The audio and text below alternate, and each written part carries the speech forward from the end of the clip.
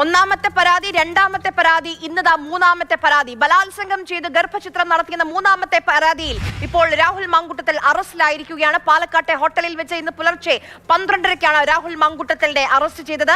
Pathanamthitta AR ക്യാമ്പിലേക്ക് എത്തിച്ചു. ഇപ്പോൾ 5 മണിക്കൂറായി രാഹുൽ മാങ്കൂട്ടത്തലിനെ ചോദ്യം ചെയ്തുകൊണ്ടിരിക്കുകയാണ്.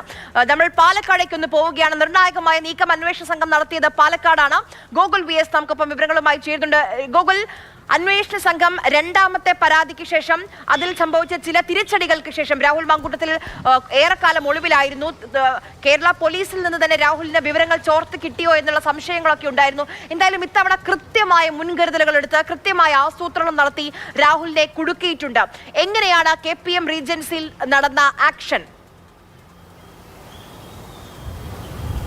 അതായത് ഇന്ന് KPM റീജൻസിയുടെ മുന്നിലാണ് ഞാൻ നിൽക്കുന്നത്. രാഹുലിൻ്റെ രാഷ്ട്രീയ ജീവിതത്തിലെ പ്രധാനപ്പെട്ട 2 വിവാദങ്ങൾ ഉണ്ടായത് KPM റീജൻസിയിലാണ്. ഇന്ന് അതിവിദഗ്ധമായിട്ടാണ് KPM റീജൻസിയിൽ വെച്ച് പോലീസ് സംഘം രാഹുലിനെ പിടികൂടുന്നത്. ഈ പാലക്കാട് ജില്ലയിലെ 2 ഉദ്യോഗസ്ഥർക്ക് മാത്രമേ ഈ അറസ്റ്റിന് മുൻപ് അല്ലെങ്കിൽ രാഹുലിനെ കസ്റ്റഡിയിൽ എടുക്കുന്നതിന് മുൻപ് വിവരം അറിയുകയായിരുന്നുള്ളൂ. ഒന്ന് പാലക്കാട് SP-ക്കും പിന്നീടൊന്ന് ഷൊർണൂർ DYSP മുരളിക്കും. ഇവരുടെ നേതൃത്വത്തിലുള്ള, അതായത് SP നിയോഗിച്ചത് പ്രകാരം മുരളിയുടെ നേതൃത്വത്തിലുള്ള സംഘമാണ് ഇവിടെ എത്തി രാഹുലിനെ കസ്റ്റഡിയിലെടുത്ത് നേരെ പത്തനംതിട്ടയിലേക്ക് കൊണ്ടുപോയത്. സ്വാഭാവികമായും ഈ അന്വേഷണ സംഘം ഷാഡോയെ അല്ലെങ്കിൽ രാഹുലിനെ നിരീക്ഷിച്ചിരുന്നു. 2 ദിവസം മുൻപാണ് രാഹുൽ പാലക്കാട്ടേക്ക് എത്തിയത്. നൂറണി ഗ്രാമത്തിലെ ഒരു പരിപാടിക്ക് വേണ്ടിയാണ് എത്തിയത്. ഇന്നലെ ആ പരിപാടി കഴിഞ്ഞ് രാഹുൽ ഇവിടേക്ക് എത്തി. KPM-ൽ മുറിയെടുത്തു, അവിടെ താമസിച്ചു. ഇന്ന് മടങ്ങി പോകാനാണ് ഇരുന്നത്. പോലീസ് ഇത് നിരീക്ഷിക്കുന്നുണ്ടായിരുന്നു, രാഹുലിനെ നിരീക്ഷിച്ചിരുന്നു. രാഹുലിനൊപ്പമുള്ള കൂട്ടാളികൾ ഈ KPM-ൽ നിന്ന് മടങ്ങിയെന്ന് ഉറപ്പാക്കിയ ശേഷമാണ് 12 മണിയോടെ ഈ ഹോട്ടലിനകത്തേക്ക് പോലീസ് സംഘം പ്രവേശിച്ചത്. അവിടെ വച്ച് ഇവിടെ ഉണ്ടായിരുന്ന മറ്റ് KPM-ലെ ജീവനക്കാരുടെ ഫോണുകൾ പോലീസ് സീസ് ചെയ്യുന്നു. അവിടെയുള്ള ഫോൺ ബന്ധം വിച്ഛേദിക്കുന്നു. പിന്നീട് നേരെ ഒരു സംഘം ഉദ്യോഗസ്ഥർ അദ്ദേഹം താമസിച്ചിരുന്ന 2002 എന്ന മുറിയുടെ മുന്നിലേക്ക് എത്തുന്നു. അവിടെ വച്ച് രാഹുലിനെ വിളിച്ചിറക്കി അറസ്റ്റ് ചെയ്യുകയാണെന്ന് അറിയിക്കുന്നു. രാഹുൽ ആദ്യം വിസമ്മതിച്ചെങ്കിലും DYSP മുരളി പറഞ്ഞു, ഒരു മൽപ്പിടുത്തത്തിനോ ബലപ്രയോഗത്തിനോ മുതിരരുത്, സഹകരിക്കണം, ഇന്ന കേസിലാണ് നിങ്ങൾ അറസ്റ്റ് ചെയ്യുന്നത്, ഇന്ന നടപടിക്രമങ്ങൾ പാലിച്ചുകൊണ്ടാണ് നിങ്ങൾ അറസ്റ്റ് ചെയ്യുന്നത് തുടങ്ങിയ കാര്യങ്ങളൊക്കെ തന്നെ രാഹുലിനോട് വ്യക്തമാക്കി. അങ്ങനെ രാഹുൽ പിന്നീട് നേരെ DYSP-യോടൊപ്പം തന്നെ വരികയായിരുന്നു. അങ്ങനെ രാഹുലിനെ അറസ്റ്റ് ചെയ്ത് നേരെ പിന്നീട് പോയത്, കസ്റ്റഡിയിലെടുത്ത് നേരെ പോയത് പത്തനംതിട്ടയിലേക്കാണ്. അവിടെയാണ് മറ്റ് ചോദ്യം ചെയ്യലടക്കമുള്ള നടപടിക്രമങ്ങൾ ഉണ്ടാകുന്നത്. കഴിഞ്ഞ 2 പരാതിയിലും വലിയ പ്രശ്നങ്ങൾ പോലീസിനുണ്ടായി. പോലീസിന് രാഹുലിനെ കിട്ടിയില്ല.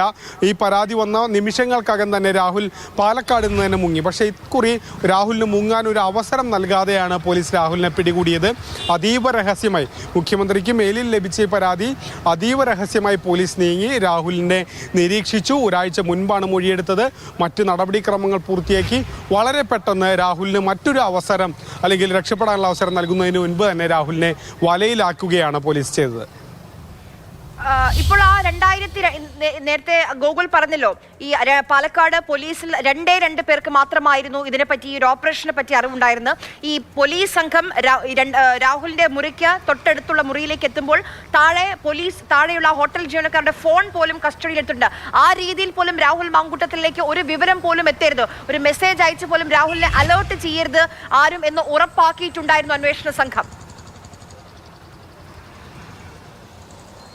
തീർച്ചയായും അത്തരത്തിൽ ഒരു കർശനമായിട്ടുള്ളൊരു നിരീക്ഷണം ഉണ്ടായിരുന്നു. അതായത് മുൻകൂട്ടി, അതായത് ഈ കസ്റ്റഡിയിലെടുക്കുന്നതിന് മുൻപ് ഇവർക്ക് 2 പേർക്കും, പാലക്കാട് SP-ക്കും DYSP-ക്കും മാത്രമേ അറിയുകയുള്ളായിരുന്നു. ആ സംഘത്തിൽ മറ്റ് ചില പാലക്കാട് നിന്നുള്ള ഉദ്യോഗസ്ഥരുണ്ടായിരുന്നു, പാലക്കാട്ടെ SI ഉണ്ടായിരുന്നു, സൗത്ത് പോലീസിലെ SI ഉണ്ടായിരുന്നു. പക്ഷേ അവരോടൊന്നും തന്നെ രാഹുലിനെ കസ്റ്റഡിയിലെടുക്കാനാണ് എന്നുള്ള കാര്യം പറഞ്ഞിട്ടില്ല. അവരോട് KPM-ലേക്ക് എത്തണം, അല്ലെങ്കിൽ ഒരു നിർണായകമായൊരു കേസുണ്ട്, KPM-ലേക്ക് എത്തണം എന്നുള്ളൊരു വിവരം മാത്രമാണ് നൽകിയത്. അതിനപ്പുറത്തേക്ക് ഈ പാലക്കാട് നിന്നുള്ള മറ്റു ഉദ്യോഗസ്ഥരോടൊന്നും തന്നെ രാഹുലിനെ കസ്റ്റഡിയിൽ എടുക്കാനാണെന്നുള്ള വിവരം പറഞ്ഞിട്ടില്ല. ആ ഉദ്യോഗസ്ഥർ ഈ രാഹുലിനെ കസ്റ്റഡിയിൽ എടുക്കാനാണ് തങ്ങൾ വരുന്നത് എന്നറിയുന്നത് ഈ KPM ഹോട്ടലിലെത്തിയപ്പോഴാണ്. മറ്റേതോ ഒരു കേസിനാണ് തങ്ങൾ വരുന്നതെന്നാണ് അവർ ധരിച്ചിരുന്നത്. പിന്നീട് KPM-ലെത്തിയപ്പോഴാണ് അവരോട് ഈ കാര്യങ്ങൾ ബ്രീഫ് ചെയ്യുന്നതും പിന്നീട് നടപടികളിലേക്ക് നീങ്ങുന്നു. അപ്പോൾ അതീവ രഹസ്യമായി പത്തനംതിട്ടയിൽ നിന്ന് വന്ന ഉദ്യോഗസ്ഥർക്കും അതോടൊപ്പം തന്നെ പാലക്കാട്ടെ DYSP-ക്കും, ഷൊർണൂർ DYSP-ആയ മുരളിക്കും അതോടൊപ്പം തന്നെ പാലക്കാട് SP-ക്കും അല്ലാതെ മറ്റാർക്കും ഈ വിവരം അറിയില്ലായിരുന്നു. രാഹുലിനെ തങ്ങൾ കസ്റ്റഡിയിലെടുക്കാൻ പോവുകയാണെന്ന് അറിയില്ലായിരുന്നു. ഇവിടെ ഉണ്ടായിരുന്ന ലോക്കൽ സപ്പോർട്ടിനായി വിളിച്ചു വരുത്തിയ പോലീസിനും ഇത് സംബന്ധിച്ച് യാതൊരു ധാരണയും ഉണ്ടായിരുന്നില്ല. അവർ മറ്റേതോ ഒരു കേസിന് വേണ്ടി എങ്ങനെയാണ് ഇന്നലെ അന്വേഷണ സംഘം രാഹുൽ മാങ്കൂട്ടത്തിലെ വല വീശി പിടിച്ചത് എന്നുള്ളതിന്റെ ആ ഡീറ്റെയിൽസ് നമുക്ക് പറഞ്ഞു തന്നത്. മൂന്നാമത്തെ കേസ്, ഇത് ആദ്യത്തെ അല്ല, രണ്ടാമത്തെ അല്ല, മൂന്നാമത്തെ പരാതിയാണ് രാഹുൽ മാങ്കൂട്ടത്തിനെതിരെ ഉയർന്ന്. മൂന്നാമത്തെ കേസ് എങ്ങനെയാണെന്ന് കൂടി വളരെ പെട്ടെന്ന് പറഞ്ഞു പോകാം. ഗർഭചിത്രത്തിന് രാഹുൽ നിർബന്ധിച്ചു, ബലാത്സംഗം ചെയ്തു എന്നുള്ളതാണ് ഇപ്പോൾ കേസിട്ടിരിക്കുന്നത്. ക്രൂരമായ ബലാത്സംഗത്തിന് ഇരയായെന്നാണ് അതിജീവിത നൽകിയ പരാതിയിൽ പറയുന്ന കാര്യം. മുഖ്യമന്ത്രിക്ക് ഇമെയിൽ വഴിയാണ് ഈ പരാതി നൽകിയത്. പാലക്കാട് സാമ്പത്തിക ഇടപാടുകൾ കൂടിയുണ്ട്. ഒരുമിച്ച് താമസിക്കണമെങ്കിൽ, വിവാഹം കഴിക്കണമെങ്കിൽ പാലക്കാട് സ്വന്തമായി ഫ്ളാറ്റ് വേണം, അതിന് പണം വേണം. അപ്പോൾ പാലക്കാട് ഫ്ളാറ്റ് വാങ്ങിത്തരണമെന്ന് കൂടി രാഹുൽ നിർബന്ധിച്ചുവെന്നും ഈ സാമ്പത്തിക ചൂഷണം നടത്തിയതും ഈ പരാതിയിൽ അതിജീവിത പറയുന്നുണ്ട്. പഴുതടച്ച പോലീസ് നീക്കത്തിലാണ് ഇപ്പോൾ പാലക്കാട്ടെ സ്വകാര്യ ഹോട്ടൽ KPM റീജൻസിയിൽ നിന്ന് രാഹുലിനെ പിടികൂടിയത്. ഹോട്ടലിലെത്തിയ പോലീസ് ആദ്യം റിസപ്ഷനിലുള്ളവരുടെ ഫോൺ പിടിച്ചെടുക്കുകയായിരുന്നു. ഒരു തരത്തിലും രാഹുൽ മാങ്കൂട്ടത്തിലേക്ക് ഈ ആക്ഷനെ പറ്റി ഒരു വിവരവും ലഭിക്കരുത്, രാഹുൽ മാങ്കൂട്ടത്തിൽ അലേർട്ട് ആകരുത് എന്ന് അന്വേഷണ സംഘം ഉറപ്പിച്ചിരുന്നു. 12:15 മുറിയിലേക്ക് എത്തുന്നു. 12:30 കസ്റ്റഡി നടപടി പൂർത്തിയാക്കി. ഇന്ന് പുലർച്ചയോടുകൂടി പത്തനംതിട്ടയിലെ AR ക്യാമ്പിലേക്ക് എത്തിക്കുകയാണ്.